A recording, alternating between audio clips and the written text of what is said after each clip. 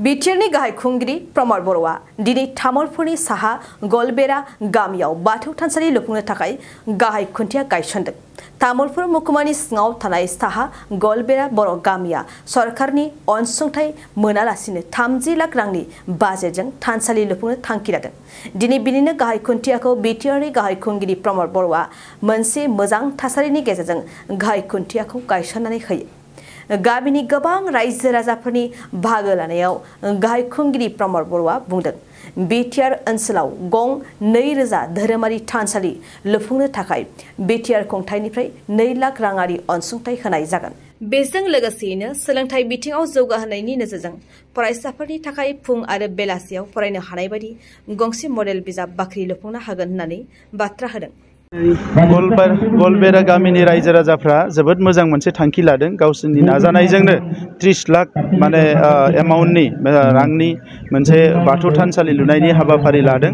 दा बेखौ आंखौ बेखेवनो लिंनायलाय आं दिनै फैदों आरो बेयो मोनसे जोबोद बाख्नायथाव बाथ्रा जे रायजो राजाफ्रानो जे बयबो बाहागो लानानै गावनि जि थानसालि आंगोनि जे जोंहा बाथौ धोरोम बिनि थानसालिखौ लुनो आखायाव लादों। बेखौ बिथांमोना जोबोद मोजाङै एरेन्ज खालामदों आरो बिनिखायनो बे ओनसोलनि जोंनि मैखोम गामि बे मोनब्रै मोनबासो गामिखौ लानानै मोनसे मोजां मडेल लाइब्रेरि बेवहाय लुफुंनो होननानै आं फोसावदों, जाहाथे फरायसाफ्रा फुंनि मोनानि फैनानै फरायनो हायो, कचिं खालामनो हायो, बायदिसिना ट्रेनिं लानो हायो। बिनि थाखाय मोनसे मोजां मडेल लाइब्रेरि बेवहाय लुनानै होगोन आरो जोंनि नैबे ओनसोला गोदो गोदायनिफ्रायनो हारिमुनि बिथिङाव जोबोद मोजाङै अर्गेनाइज। बे ओनसोलनिफ्राय खेराइ बायदिसिना जोंनि हारिनि गुबुन गुबुन बिथिंफोरखौ बेवहाय अरायसम फालिनायखौ नुनो मोनो। दा ओंखायनो बेफोरबायदि ओनसोलफोरखौ एसे अर्गेनाइज खालामनानै जों जौगाहोनो हायोबा बर' माहारिनि राव थुनलाइ हारिमु गासैबो जौगालांगोन आरो लोगोसे जोंनि सुबुं अनजिमा जिखिनि दङ बिसोरबो सुबुं धोन महरै जौगानायाव मदद जागोन। 2 लाख थाखा होनायनि थिग खालामदों। प्राय गासै 2000निख्रुइ बांसिन बाथौ थानसालि ब्रह्म गुबुन माने बायदिसिना गखाय घर बेफोरनि थाखाय 2000 गासै 2000नो देग्लाय 2 लाख होनाय जागोन। बेनो डिस्ट्रिबिउट खालामगोन, बे रेडि जानानै दङ। आं बेखौ मिजिं थिदों आरो जोंनि ओनसोला दायो आगोलनि बायदि गोग्लैसोनाय नङा। दावराव दावसिया जोबनाय लोगो लोगोनो सान्थि फैनाय लोगो लोगोनो दायो मेट्रिकआ लास्ट मेट्रिक जाबाय। बेवहाय बिटिआरानो मोनसे जिल्लाया सबसे टपआव थाबाय आरो दिनै जि माने जोंहा हायार सेकेन्डारि रिजाल्ट बेवहायबो जोंनि जिल्लाफोरनिफ्राय जोबोद मोजां रिजाल्ट जागोन। बाक्साया सेथि मोननो हादों। आं दासिम डाटाखौ नायाखै, दसे उनाव नायगोन आङो, अब्लानिया बुंगोन।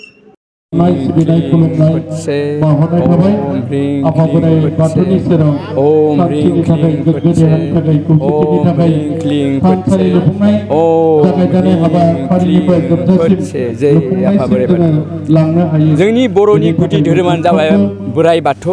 बेखौ लोब्बा लानानै जोंहा आगोलाव लुनायदोंमोनब्लाबो बे थानसालिया दा बे थानसालिया दानि मुगायाव गोरोबलिया। जिहेतु जोंनि बर' माहारिया बाथौ धोरोमनि मुङाव गुबुन महरनि मन्दिर बा थानसालि लुबोनाय जादों। थिग बेखौ नोजोर होनानै जोंनि साहा गलबेरा गामियाबो मोनसे गोथार बाथौ थानसालि लुनो आखायाव लानाय जादों। बेखौ नोजोर होनानै जों दिनै गोथार मंगलबाराव जोंनि बिटिआरनि चिफ प्रमद बर' सार लोगोसेयावनो 30 नं गरेस्वर समस्तिनि MCLA पबित्र कुमार बर'जों लोगोसे बायदिसिना बिबानाव थानाय रायजो राजाफोरा दिनै बेयाव थुबुर जादों। थुबुर जानायनि गुबै थांखियानो जाबाय मा, बिथाङा बिटिआरनि चिफ प्रमद बर' सारा जोंनि बे बाथौ थानसालि गायसननायनि गुबै खुन्थियाखौ दिनै बिथाङा उद्बोधन खालामबाय। बेनिखायनो दिनै जोंनि गामियाव बे हाबाफारिया सोलिनानै दङ।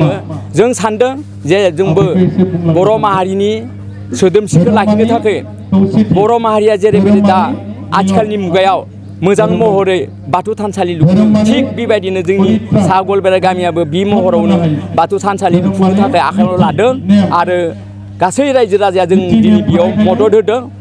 साखाथिनि रायजो राजायाबो फैयो। 2023-24 सोलोंथाइ बोसोरनि थाखाय क'क्राझारनि दतमायाव थानाय सेन्ट फ्रान्सिस जेभियार एचएस स्कुला नोंथांमोननो लानानै फैदों गोदान मुं थिसननाय। दतमानि बोरसिजरा गामियाव थानाय सेन्ट फ्रान्सिस जेभियार एचएस स्कुलाव दायो आर्ट स्ट्रीमाव 11 थाखोनि थाखाय गोदान मुं थिसननाया सोलिगासिनो। बोसोरै फरायसाफोरा मोजां जौखोन्दो लानानै उथ्रिसारनो हानाय बायदिनो बे फरायसालियाव नोंथाङाबो गुनगोनां सोलोंथाइखौ लानो हागोन। लोगोसेयैनो बे फरायसालियाव सोलोंथाइनि मोजां थासारिखौ बिथा खालामनानै हौवासा आरो हिन्जावसानि थाखाय आलादा हस्टेलनि खाबुबो दं।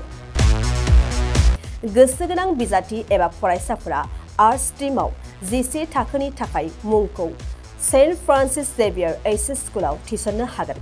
मुं थिसननायनि बागै आबुं बाथ्राखौ मिन्थिनोब्ला नैबे मबाइल नम्बर 7637819350 एबा 6900559217 आव थोंजों सुलाद लानो हागोन।